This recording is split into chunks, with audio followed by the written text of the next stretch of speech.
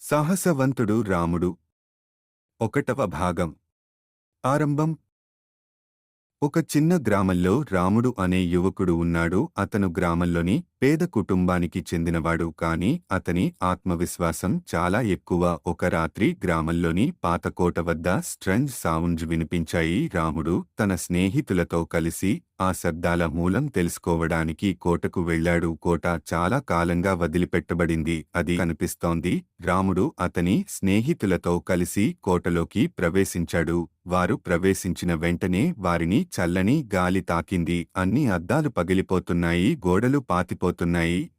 ఆ సమయంలో రాముడు చిత్రపటానికి దగ్గరగా వెళ్లి పరిశీలించాడు. ఒక్కసారిగా ఆ చిత్రపటం నుండి ఒక ఆత్మ వచ్చి రాముడిని మరియు అతని స్నేహితులను భయపెట్టింది.